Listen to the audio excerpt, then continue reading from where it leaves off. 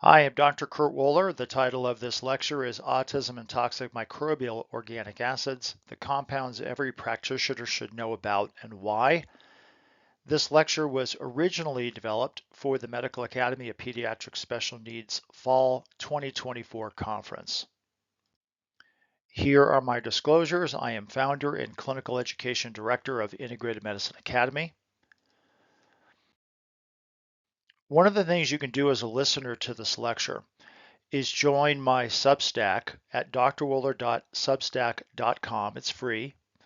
And what I've done through my Substack is many of the articles you'll see in this lecture, I have written a short synopsis about critical information within that research article. So again, through my Substack, I have those posted. I also have a podcast called Functional Medicine Doc Talk. And at functionalmedicinedoctalk.com, you can access past interviews I've done with various health professionals, many of them within this autism biomedical space. You can also find us on Spotify, Apple Podcast, Amazon Music, and many other popular podcast platforms. So the lecture objectives here is we want to identify certain organic acid test compounds that can be linked to fungal colonization within the digestive system, recognize OAT patterns with regards to fungal toxins and Clostridia toxins, and then understand examples of biochemical dysfunction that are seen in autism that can often be linked to Clostridia toxins, fungal exposure, and certain mycotoxins. So I'm going to focus on just a few of the compounds we commonly see on the organic acids test, specifically a couple that are related to aspergillus exposure, so the 5-hydroxymethyl-2-fluoric, furan 2,5-decarboxylic, as well as tartaric acid. Oxalic acid is now being looked at and certainly considered to be a compound that comes from aspergillus. It's known to be produced by aspergillus as well as candida. We'll talk about the two most common Clostridia markers, the HP-HPA and the 4-creosol. I'll mention a few things about lactic acid, and then some other various reactions which could be seen with yeast and mycotoxin exposure, so such as ochratoxin and some of the adverse effects of these mycotoxins. So here's a question. Which of the following are true of most organic acid tests used in the medical field of biomedical intervention for autism? So this would typically be laboratories that are within this integrative functional medicine space. Is it A, B, C, D, E, or F? Well, the correct answer is F, and that has to do with the fact that organic acids identify compounds in the urine that are products of metabolism. They identify compounds that are products of microbial imbalances that are occurring within the digestive tract. They can identify fungal and Clostridia bacterial compounds that may alter biochemical pathways. They can also compromise mitochondria and neurological function. However, an organic acid test may not always identify all of the microbial compounds that might exist that could either cause or contribute to autistic problems and behaviors. So no test is perfect. It's not always going to identify everything.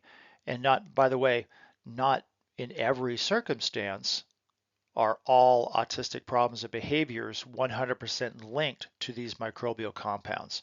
So again, the correct answer is F. The key point is that each organic acid test needs to be applied clinically to your patient, and the treatments implemented are not based only on test markers. So we're treating the patient, not the test. So what are organic acids? Well, these are organic substances that contain carbon and hydrogen, always. They may contain oxygen, some contain nitrogen, sulfur, phosphorus. And these get concentrated in the urine as a reflection of what's being produced in the body. So all of us produce some organic acids. Lactic acid, for example, is a compound that all of us produce naturally within our body. So lactic acid is an organic acid that gets produced via glycolysis, which is the metabolism of glucose. So it's actually derived from pyruvic acid. And here you can see an example of an elevation of a lactic acid from an organic acid test. And it's important to keep in mind that there could be many causes of lactic acidosis. Type A and type E. Type A tends to be the more serious, acute form of lactic acidosis, hypovolemic shock, cardiogenic shock, for example. Most of us in the integrative functional medicine world, particularly in the autism space, we're seeing kids who have metabolic imbalances. So we always have to consider what could be the most common cause of elevated lactic acid. So for example, thiamine deficiency can be a cause of lactic acidosis. Mitochondrial problems can as well. And one thing to keep in mind is that mycotoxins can also be a cause of elevated lactic acid. On the organic acid test from Mosaic Diagnostics, there's a couple of markers that are linked to digestive colonization of Aspergillus mold. So one of them here is the 2,5-furan dicarboxylic acid, which is marker 4. And so this particular article goes into detail with regards to a study that was done where they had 185 adults, 103 self-reported mold exposed, 82 had no known exposure, and those who self-reported exposed, their symptoms were confirmed by medical professionals that were consistent with mold exposure. What they found is in those self-reported individuals, very high levels of certain mycotoxins like ochratoxin. They also found very high levels of those primary organic acid compounds that are found on the organic acid test, the 5-hydroxy methyl 2-fluoroic and the furan 2,5-decarboxylic acid were much more elevated than in the non-exposed individuals. The other thing they found was high levels of oxalic acid. So here is the biochemical reaction in how Aspergillus niger can produce oxalate. So essentially citrate comes out of the Krebs cycle. It's then converted into oxalic acid and then expressed out of the cell. So what is made clear in this particular article is that in the presence of these Aspergillus markers on the oat, you will often see elevations of lactic acid. And so the lactic acid, again, because it's elevated, it doesn't automatically mean that mycotoxins is causing the problem. It certainly could be a number of other things, but it's something to consider and something to pay attention to in the clinical context of an individual that you're working with clinically. Another marker that often shows up on the Mosaic Diagnostics oat test is tartaric. Notice in this particular case, we also have elevated oxalic acid, and we also have elevated lactic acid. So this was an interesting paper in Scientific Reports. They looked at 2 different mold organisms, one Penicillium oxalicum, and then the other one was Aspergillus niger. And you could see that what they were getting at in this particular paper is that these particular molds can produce a number of different organic acids. So tartaric acid, oxalic acid, acetic acid, citric acid, for example. Now what they found was that Aspergillus and Penicillium both produced, Aspergillus produced mostly oxalic acid, but it was the Penicillium that produced the vast majority of tartaric acid. And so when I look at an organic acid test now and see tartaric acid elevated, my feeling is that it's likely coming from Penicillium. There could also be some Aspergillus. The reality is Penicillium tends to hang out with Aspergillus environmentally. So it doesn't really matter that much clinically because both molds are treated pretty much the same way.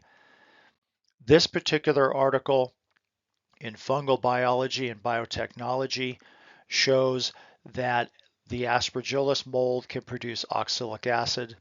It did show that it can produce tartaric acid, but not to a very high amount. So again, when you look at an organic acid test and you see tartaric acid elevated, it probably is coming from Aspergillus, but it's probably also coming perhaps from Penicillium. Does it really matter clinically in how you would treat a patient? It really doesn't. But again, just for completion's sake, that may be what's happening. Now, this was actually a very important case. This is a 5-year-old autistic male who regressed at the age of 18 months, and there was a lot of mold exposure in this individual's environment. So we can see that markers 2, 4, and 5 are elevated. Interestingly, tartaric is not elevated, but there is Aspergillus exposure colonizing the digestive system. We can also see elevations of arabinose, which is linked to candida. Notice also that the HPHPA marker, which is the most common Clostridium marker, is also high. So the HPHPA shows up in about 1 in 4 organic acid tests that are done. This child also had very high levels of oxalic acid, which we know can come from Aspergillus. It can also be produced by Candida. You'll also notice an elevation of succinic. Succinic is a marker that is linked to the Krebs cycle as well as complex 2 of the electron transport chain.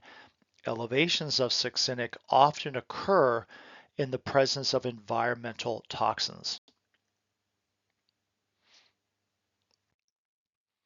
A mycotox profile from Mosaic Diagnostics was done, and what the family reported was a company had originally found that the AC unit had some mold, but what they didn't detect, at least that company early on, was that the blower unit that was blowing air throughout the home was also contaminated. It wasn't until another company came in and actually drilled through the ceiling and found this discovery. So the parents assumed that there wasn't mold exposure when it turned out there was a significant amount. And so that could be a source clearly of exposure to mold spores. Aspergillus is a mold that produces ochratoxin. So if we go back many years, I first got my start in 1998 by going to my first Defeat Autism Now conference. In those days and still today, the concept of nutritional imbalances, toxins, foods, digestive system imbalances, and candida were at that point a primary concern for individuals on the autism spectrum. But the reality is that still is a concern today. So these are areas that we can implement intervention for. And so the research that's going into and has gone into candida problems in autism goes back many, many years. And so these are just 3 article examples that get to the heart of gastrointestinal candidiasis and problems in autism. In fact, this particular paper in molecular pathology came out in 1995. And so one of my first cases in clinical practice was a young child that was diagnosed on the spectrum. I did an organic acid test, had a consultation with Dr. Bill Shaw, who was the original owner of Great Plains Laboratory, and he recommended putting this child on nystatin. That child was placed on nystatin for about 1.5 years, along with some dietary changes of gluten and casein free. And that child eventually lost his diagnosis and was mainstreamed into schools. So we know that antifungal intervention can be extremely important. What happens is that these yeast organisms will take glucose and they'll convert it into ethanol. And that can compromise behavior or cause behavioral issues in many of these kids.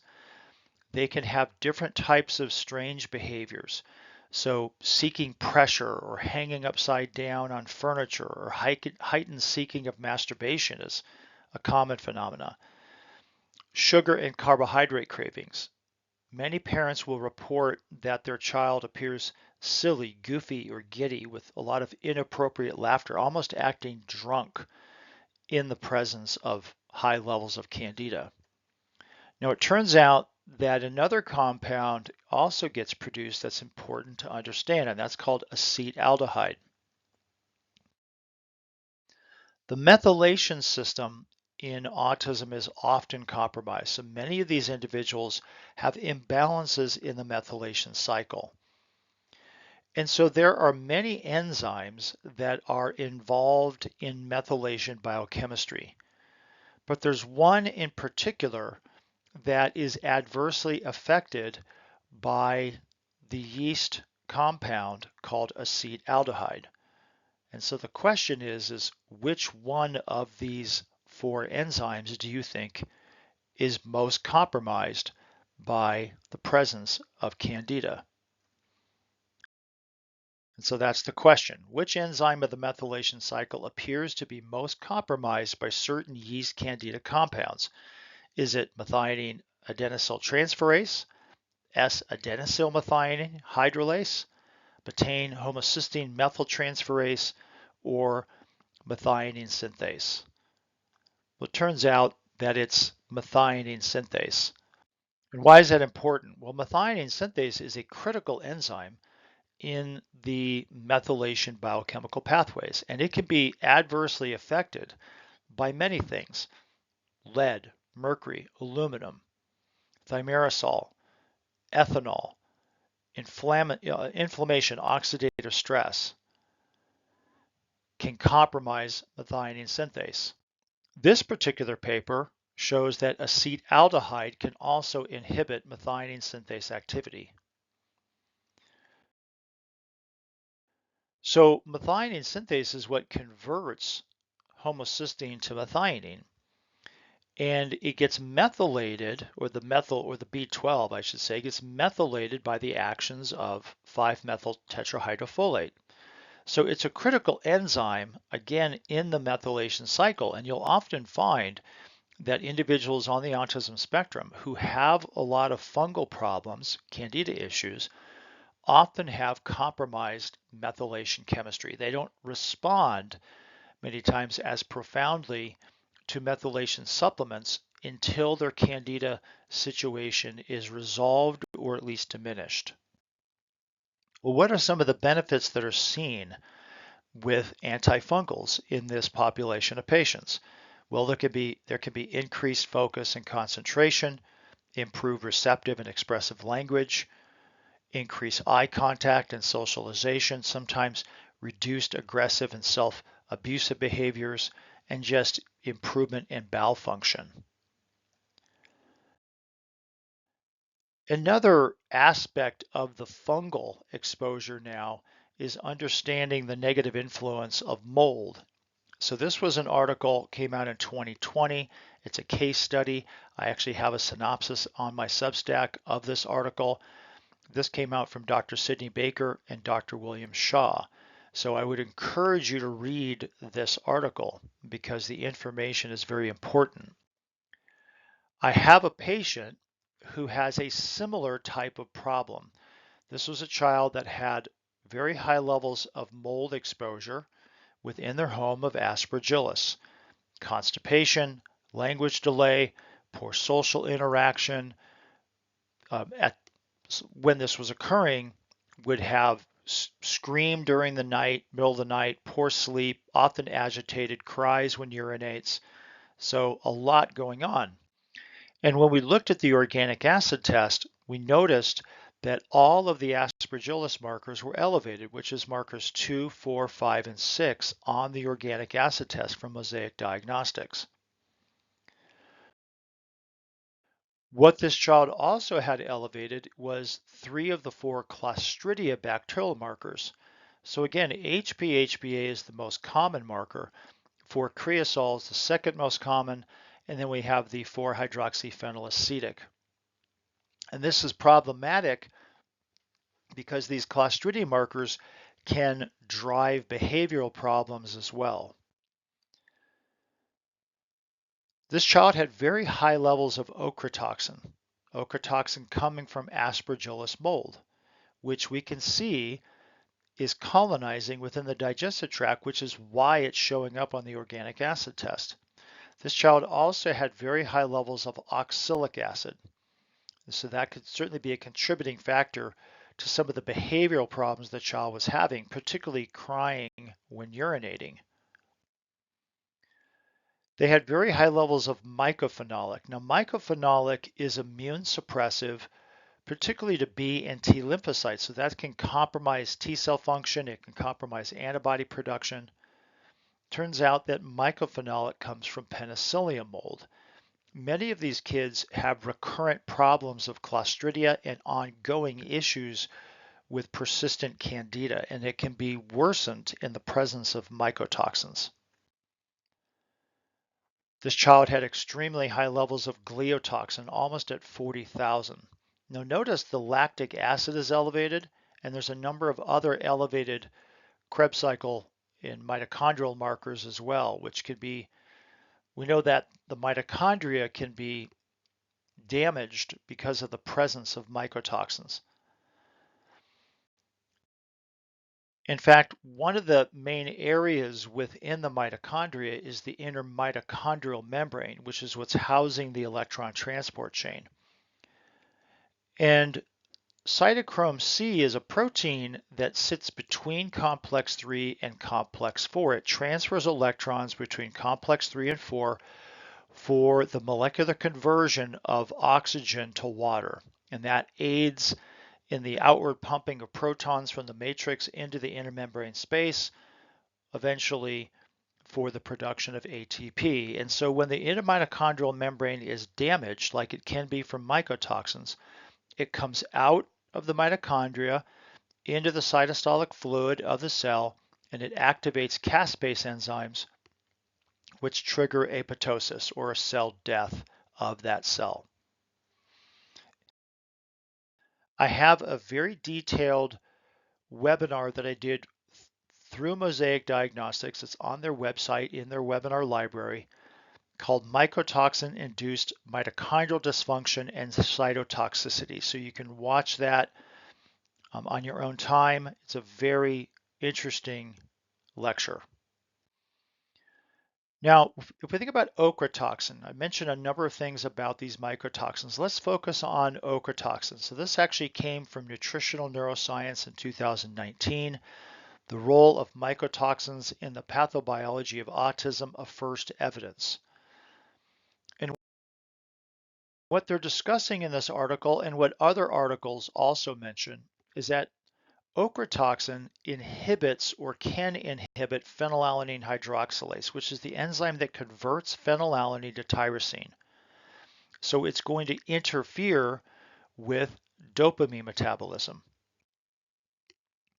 Now, in severe deficiencies of phenylalanine hydroxylase, a condition called phenylketonuria can develop. And this is a serious neurological metabolic disorder where children develop mental retardation, seizures, they have all kinds of catecholamine imbalances. And when you understand the biochemistry, you realize that the downstream effects of phenylalanine to tyrosine is important for dopamine, but tyrosine metabolism has a lot of relation to other aspects within our bodies. So it's important, yes, for catecholamines, but it also supports mitochondrial activity. So fumarate acetoacetate is a product of tyrosine metabolism downstream.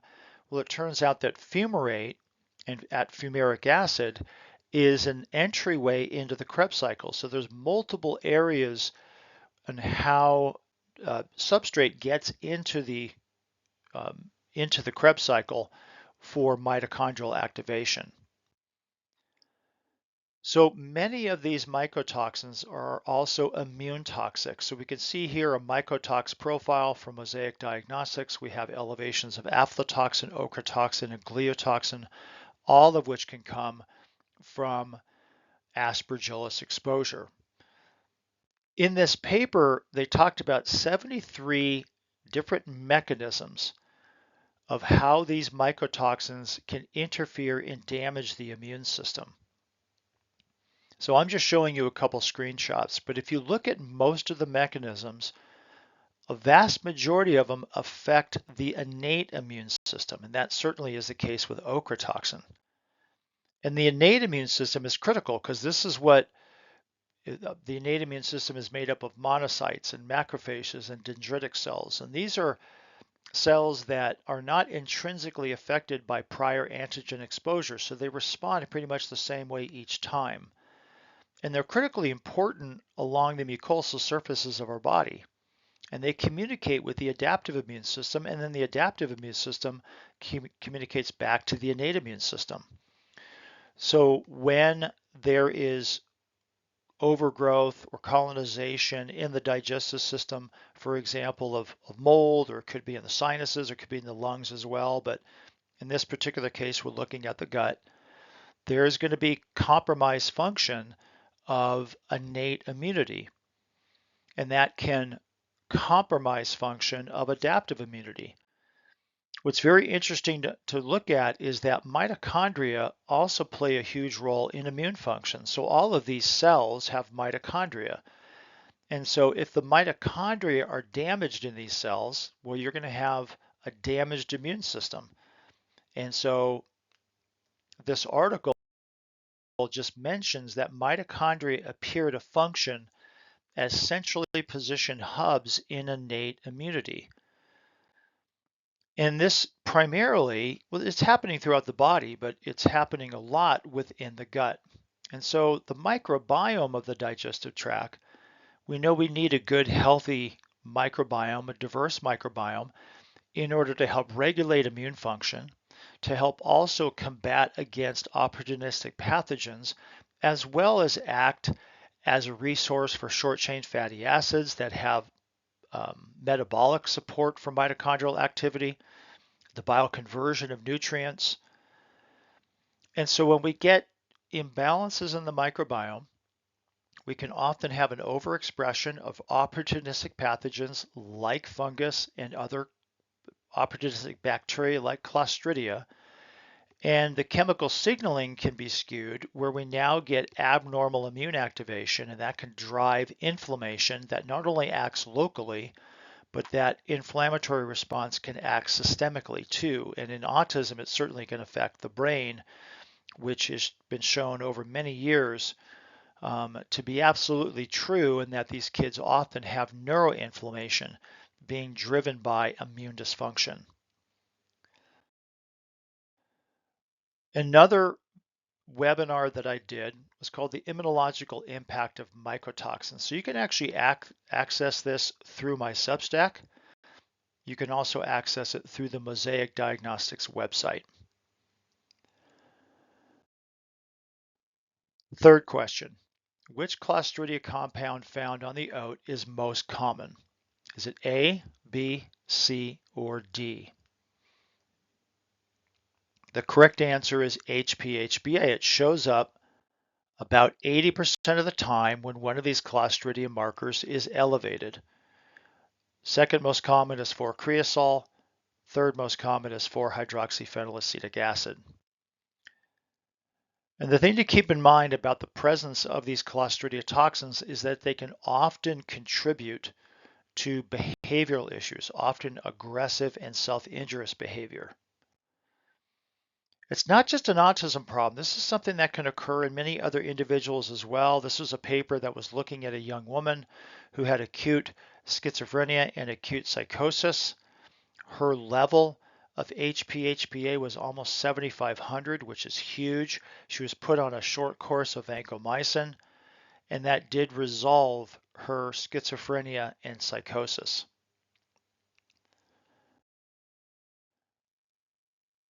Question 4. Which neurotransmitter enzyme is known to be inhibited by various Clostridia oat toxins? Is it A, B, C, or D? The answer is B. It's dopamine beta hydroxylase. So dopamine gets converted to norepinephrine through the actions of dopamine beta hydroxylase. It's known that 4-creosol can inhibit the enzyme, and HPHPA also appears to be associated with inhibition of dopamine beta hydroxylase. So over time, we can get an increase of dopamine in the neurons, and that gets expressed on the organic acid test as an elevation of homovanillic acid, and if it's a long-standing problem, it can manifest as low levels of vanillmandylic acid. The problem with excess dopamine is when it accumulates in a neuron, it's a very unstable, highly reactive compound, so it can break down into something called dopamine O-quinone. And dopamine O-quinone can get neutralized by nerve cell glutathione to conjugate it into a less toxic form. Now, dopamine O-quinone can also trigger apoptosis of brain cells. Dopamine O-quinone can also lead to superoxide radical formation, which can damage the nerve cell, kill nerve cells, and lead to neurodegeneration. Within our cells, we have something called the ubiquitin proteasome system. And the ubiquitin proteasome system is involved in getting rid of old, damaged, worn out, malformed proteins. Well, it turns out that dopamine O-quinone can not only damage mitochondria, but it can compromise ubiquitin proteasome, or compromise the ubiquitin proteasome system. And when we have all of these imbalances that are happening in our cells, particularly where it's being triggered within immune cells, I should say, particularly at a mitochondrial level, we trigger what are called inflammasomes. Now, inflammasomes can be triggered by many different types of imbalances, from problems in being able to regulate electrolytes, calcium dysregulation, damage of the mitochondria, expression of ATP, oxalic acid getting into cells can also trigger inflammasomes. And the inflammasome story is becoming more recognized and now also being seen and recognized more in autism, which makes sense because basically you're generating inflammation that we know can have an effect wherever it's being generated locally, but also in the central nervous system. Another thing about dopamine is that it also converts into a compound called aminochrome. And aminochrome can inhibit the electron transport chain, and it can also inhibit isocitrate dehydrogenase, which is a key regulatory enzyme within the Krebs cycle. Another important article to read is this one here from Dr. Shah. This came out in May 2023, called The Inhibition of Beta Oxidation Pathways of Fatty Acids and Dopamine Beta Hydroxylase. What's discussed in this paper is just a review of what we already know, is that HPHPA and 4-creosol can inhibit dopamine beta hydroxylase, so compromising catecholamine production. But it turns out that HPHPA can also interfere with fatty acid metabolism within our cells.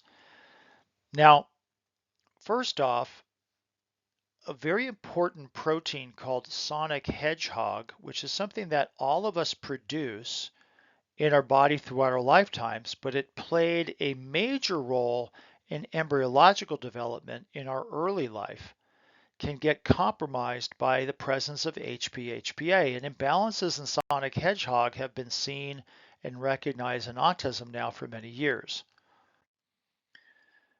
In severe problems linked to sonic hedgehog, it can compromise, again, embryological development of the nervous system, including the limbs and digits. So we can get facial abnormalities, we can get digit formation abnormalities, for example, and there are cancers that are linked to sonic hedgehog problems as well.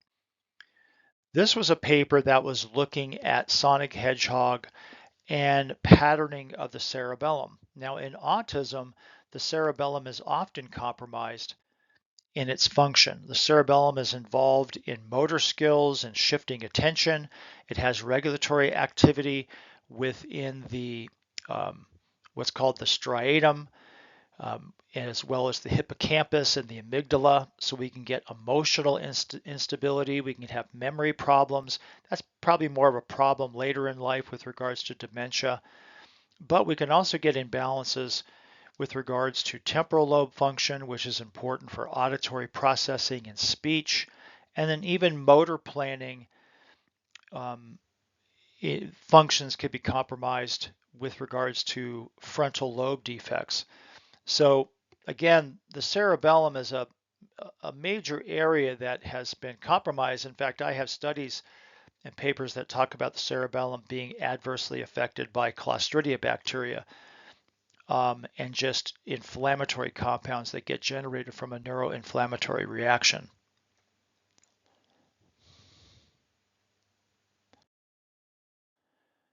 The other aspect of HPA is it can sequester coenzyme A. So why is that important? Well, fatty acid metabolism is dependent on available coenzyme A. And so if we're not activating beta oxidation properly, we're not going to get proper and robust production of ATP at the cellular level. So within the mitochondria, we produce ATP based on the food we eat, from proteins, carbohydrates, and fats. And much of these compounds will be converted to acetyl coenzyme A to enter the Krebs cycle, which then eventually enters the electron transport chain of the mitochondria. So again, without adequate coenzyme A, we're compromising mitochondrial function downstream. So my last question is which of the following dehydrogenase enzyme complexes are dependent on coenzyme A? Is it A, B, C, A and C only, or all of the above? Well, the correct answer is E, all of the above. And so let's step through this. Pyruvate dehydrogenase complex. This is what converts pyruvate into acetyl coenzyme A. And so it requires vitamins B1, B2, B3, B5, as well as some lipoic acid. And that enzyme initiates acetyl coenzyme A to enter the Krebs cycle at position 1, so basically helping to convert oxaloacetic acid to citric acid. Well, if you go down a little bit in the Krebs cycle, you'll also notice an enzyme called alpha ketoglutarate dehydrogenase. That enzyme also requires the same nutrients. If we actually look at another enzyme complex called branched-chain ketoacid dehydrogenase complex, it too requires the same nutrients. This particular enzyme is involved in converting leucine, isoleucine, and valine downstream into acetyl coenzyme A as well as succinyl coenzyme A. Succinyl coenzyme A is another entry point into the Krebs cycle. So I mentioned before there's multiple doorways into the Krebs cycle. And so this is another aspect of that.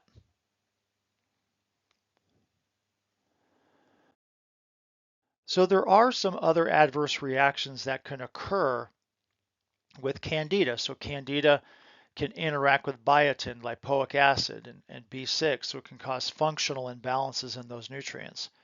Gliotoxin is a mycotoxin of Aspergillus, and it can also be produced by Candida. It too is immunotoxic. Pentosidine is something that gets produced because of Candida compounds. Pentosidine is an advanced glycation end product, kind of in the same category as hemoglobin A1C, and it could damage nerve cells, particularly myelin. Acetaldehyde can interfere with glutathione formation, as well as the functional status of thiamine. Clostridia impairs dendritic development. It can interfere with synapse formation and function. And it turns out that ochratoxin coming from Aspergillus can inhibit something called neurolignin 4X, which is important in synapse function. Approximately 1% of autistic individuals are thought to have mutations in the neurolignin gene. So in conclusion, the organic acid test provides an analysis of many biochemical imbalances that can occur in autism and many other special needs children. The goal in learning the organic acid test is to recognize the significance of markers that are commonly seen and then apply them to the clinical presentation of the patient. That has to be done in every case. The only way to get familiar with the information provided by the organic acid test is to start using it in clinical practice. Keep digging for information, asking questions, reaching out for help, and be willing to challenge yourself as a practitioner with regards to the information that's provided by this critically important test. Here are some additional resources. As I mentioned, my Substack, drwoeller.substack.com. You can join for free. I also have Integrative Medicine Academy that is a resource of many different courses in integrative medicine. I actually have an autism mastery course. You can go to autismmasterycourse.com for more information. My podcast can be located at functionalmedicinedoctalk.com, but we're also on Spotify, Apple, Amazon, etc. And then there's my practice website. Again, I'm Dr. Kurt Woeller. Thank you.